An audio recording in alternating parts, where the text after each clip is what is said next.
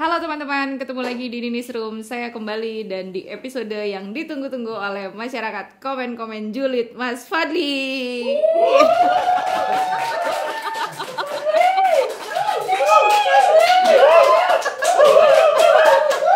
Jadi makanya orang mau jadi caleg kayaknya ya. Kemarin waktu take over kamu nggak bawa penonton bayaran? Nggak, saya bayarin makan siang nggak mau. Mereka juga nggak dikasih makan siang juga nggak apa-apa kok. Tadi udah dikasih duit 500.000 saya lihat. Itu. Nah, teman-teman, kita kembali lagi di komen-komen. Udah lama kami nggak komen-komen. Ada berapa nih ceritanya? Sekarang canggih perudem ya, ada giniannya. Tapi jelek nih apa belakangnya. Oke, yang pertama, Mas Fadli. Foto apa ini? Pemerintah buka ruang seluas-luasnya. Penyusunan RUU Pemilu tak semata-mata dorong kepentingan publik. Penyusunan politik, sorry ya, mata saya agak susah nih. RUU Pemilu tak semata-mata didorong kepentingan politik. Silakan dikomenin. Oh, ini berita pertama. Iya. Ini beritanya salah nih. Iya. Ya, Langsung dulu mulai. ya, undang-undang pemilu kan memang pasti kepentingan politik lah ya. Betul. Karena kan soal eksistensi partai politik, soal siapa yang akan jadi pejabat publik, ya pasti itu kan kepentingan politik semua. Tapi regulasinya kan harus dipersiapkan dengan baik dan hati-hati. Nah, salah satunya menurut saya adalah ya mesti dimulai dari sekarang, mesti dimulai dari awal gitu. Setengah tahun nih, tahun ini kan udah Ya, harusnya Prolegnas 2025. terbuang-buang waktu ya setelah masuk Prolegnas 2025, tapi tidak Ini segera udah dipersiapkan, ya sayang saja. Nah, tapi nggak tahu lah ya, mudah-mudahan ini beberapa partai sudah mulai mendiskusikan ini secara internal ya. Mas Fadli udah diajak diskusi? Enggak, saya enggak. Belum. Ada ini Partai Demokrat. Kemarin saya lihat flyernya juga ada PKS bikin diskusi yang sama juga kan soal RUU Pemilu. Nah, ya berarti kan udah mulai ada kesadaran lah partai politik kayaknya ini penting nih segera mulai dibahas gitu. Jadi saya sepakat bahwa itu tidak hanya kepentingan politik, tapi juga melihat kepentingan elektoral yang jauh lebih besar. Nah, salah satu alat ukurnya nanti Mbak, para pembentuk undang-undang mesti berpikir undang-undang pemilu ini bisa berlaku untuk 3 sampai bahkan mungkin 5 kali pemilu. Jadi daya jangkaunya mesti jauh ke depan. Tidak hanya memikirkan siapa yang paling diuntungkan dengan undang-undang pemilu di kontestasi terdekat 2029. Nah, jangan melihatnya seperti itu sih menurut saya. Dan yang penting juga ini kan pemerintah buka ruang publik seluas-luasnya, jadi ya harus partisipatif. Iya. Dan itu juga di beberapa putusan MK yang berkaitan dengan JR atau Judicial Review undang-undang pemilu juga selalu ditekankan itu kan, melibatkan seluas mungkin partisipasi pihak yang punya perhatian luas terhadap undang-undang pemilu. Ya mudah-mudahan lah. Ya. Ini udah mau dimulai. 2025 udah mau Juni kan, udah setengah tahun lewat kan. Lanjut, jangan lama ini. Oke. Nah, masih tetap isu yang sama ya. Desakan revisi undang-undang pemilu menguat dari politik uang hingga e-voting. Nah, mau diatur kayak apa nih politik uang sama e-voting? Ya, soal politik uang ini kan problem klasik sebetulnya. Ya. Semua orang bicara soal politik uang itu masalah demokrasi, masalah penyakit pemilu. Tapi kenapa selalu terjadi? Karena memang kita kayaknya nggak pernah serius menangani soal politik uang. Mbak Ninis kan baru pulang dari Filipina ya. Katanya di Filipina itu ada sanksi yang sangat tegas bagi peserta pemilu yang melakukan praktik politik uang. Dan itu penegakan hukumnya nggak bertele-tele. Ya, kalau memang dia tidak bisa menjelaskan aktivitas bagi-bagi uang itu untuk apa, uangnya dari mana, itu sudah melanggar ketentuan pemilu, ya dicoret saja dari kepesertaan pemilu. Nah, ini juga sudah lama didorong ya, agar sanksi yang dikedepankan itu jangan sanksi pidana lagi, karena over pemidanaan itu kan juga tidak efektif. Ya. Apalagi kalau dilihat ancaman sanksi pidananya yang hanya 6 bulan, 36 bulan, dan juga melihat kapasitas lapas yang semakin hari semakin penuh, dan mayoritas putusan pidana pemilu itu kan pidana percobaan, dan lebih banyak dikenakan kepada operator lapangan.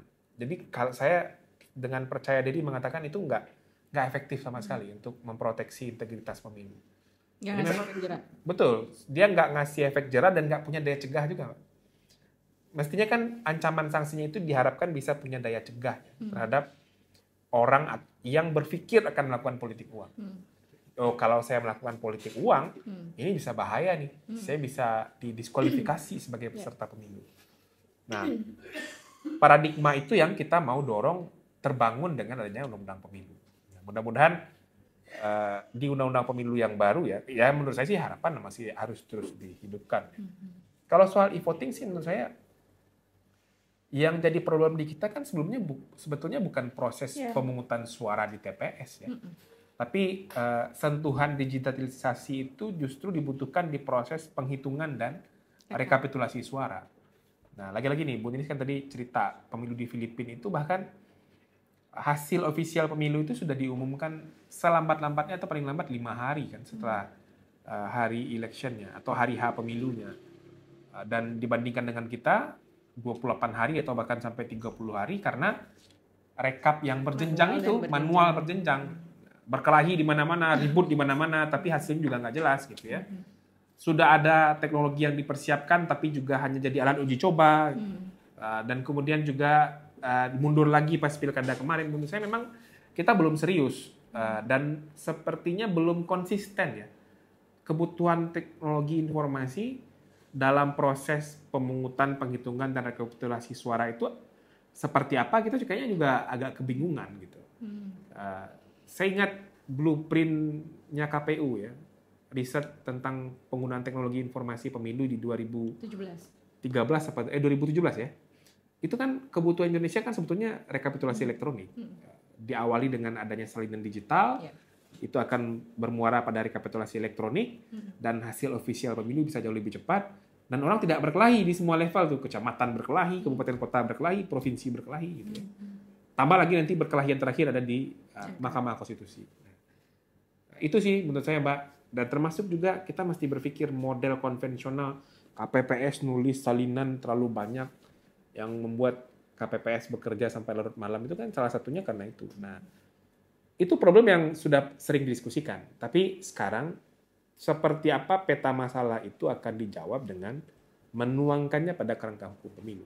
Ya harus ada waktu yang cukup kalau mau diskusikan, ini banyak nih isunya, banyak banget, dan harus diskusi mendalam, jadi nggak bisa ya harus dari sekarang, nggak bisa nunggu nanti. Kalau saya ya sudahlah, kalau misalnya DPR terlalu punya beban untuk menyiapkan naskah akademik dan RUU di awal, karena ada berapa sih, ada 9 partai politik di DPR ya, pasti kan susah tuh ketemu kepentingannya di awal, meskipun nanti itu akan juga dibahas bersama dengan presiden. Ya sudah, presiden saja yang menyiapkan naskah akademik dan RUU-nya, inisiatifnya dari Presiden dan DPR, baru nanti DPR yang menyiapkan daftar inventaris masalahnya untuk dibahas gitu. Dan itu lebih baik dimulai dari sekarang. Nah, berita yang selanjutnya nih, pemilu serentak disangka hemat, ternyata tidak. Kemendagri. Ini Said Malang tadi. Sebetulnya keserentakan pemilu itu akan berdampak kepada penghematan jika memang tidak bisa sesederhana dari total biaya penyelenggaraan pilkada yang keluar. Kalau misalnya Pak Wamen membandingkan ya biaya pilkada 2024 dengan biaya pilkada tahun 2020 atau 2015, jelas tentu lebih mahal sekarang karena ada variabel inflasi dan lain-lain. Ada variabel beli mobil dinas baru juga, variabel super airjet juga, kan jet private juga. Kok super airjet terus saya? Kamu langganan ya? Iya. Udah platinum di super airjet.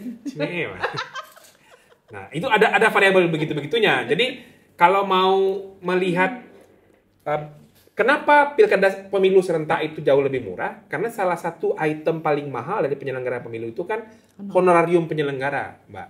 Honorarium penyelenggara itu dari risetnya Perludem, 61,5% itu dari total biaya penyelenggaraan pilkada. Nah, itu dibayar per event pemilunya. Jadi kalau misalnya pemilunya selama ini berserakan jadwalnya, dan sekarang diserentakkan hanya jadi pemilu nasional, lalu pemilu lokal saja, artinya akan hanya ada 2 kali membayar event pemilu. Itu sudah jauh lebih murah. Nah, kalau item mahal atau murah, kita perlu lihat lebih detail tuh. Masing-masing pagu anggaran penyelenggaraan pemilu itu hal-hal yang tidak penting misalnya. Rakor tiap pekan ke Jakarta ngumpulin orang dari semua Sabang sampai Merauke itu kan untuk apa itu? Kan nggak perlu itu. Apalagi Ya kunjungan kerja monitoring yang terlalu sering gitu. Pelantikan KPPS yang harus naik helikopter kan bertete itu, nggak perlu itu kan. Nah itu yang bikin mahal. Jadi jangan hanya melihat total anggarannya saja yang naik, cuman dilihat dong biaya penyelenggaraan pemilu yang dibuat oleh KPU itu, DPR juga punya kewajiban untuk melihat lebih detail. Mana yang nggak penting dicoret aja.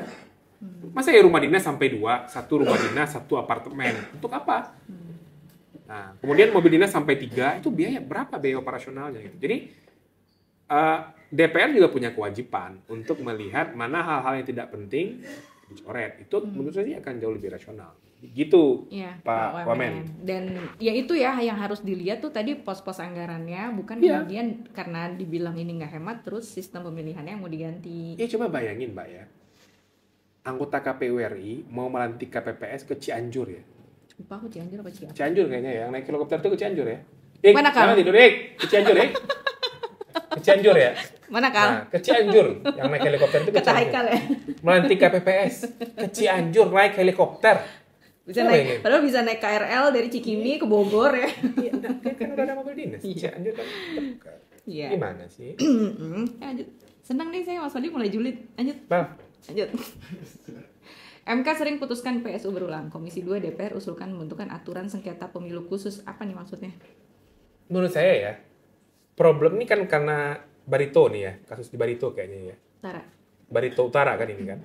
Di Barito Utara itu kan 2 kali. Ya nanti kita bahas ya Barito Utara di episode yang berbeda ya. Cuman kan ini masalahnya menurut saya bukan di prosedur penyelesaian sengketanya, Mbak. Di aktornya. Politik uang. Masa ada yang sampai puluhan juta satu keluarga. Ada yang 16 juta sama ada yang mau ngasih umroh ya? Iya. Dan Bawaslu-nya dan aparat penegak hukumnya nggak melakukan apa-apa kan untuk itu. Nah, jadi problemnya bukan di prosedur penyelesaian sengketanya, tapi di integritas aktornya, kesadaran aktornya, dan proses penegakan hukum yang tidak berjalan. Masalahnya di sana menurut saya. Jadi jangan terlalu sering lah kita salah treatment ya, penyakitnya di mana, treatmentnya yang lain gitu. Yang terkilir atau yang keseleo kaki, yang urut leher kan jadi bahaya juga tuh. Jadi kemana-mana kan jadinya. Nah, pendekatan dalam perbaikan regulasi pemilu harusnya juga begitu. Lanjut ya. Bisa merangkak nanti orang kalau salah urut. Bisa salah urut kayaknya Mas Fadli. Ketua Komisi 2 usul Palang itu kan salah urut. Berawal dari sana tuh cerita. Usul Prabowo tunjuk PJ Barito Utara ketimbang pilkada ulang. Lah kan putusan MK, Pak Rifki. Ya menurut saya sih untuk mengisi jabatan antara ya PJ. Cuman PJ 5 tahun ya janganlah. Bukan PJ dong namanya. Iya, pejabat definitif itu namanya. Menurut saya satu hal yang perlu dipikirkan Mbak, menurut saya adalah dalam fenomena PSU ini ya, mesti ada sanksi dan pertanggungjawaban juga dari penyelenggara pemilu dan aparat penegak hukum.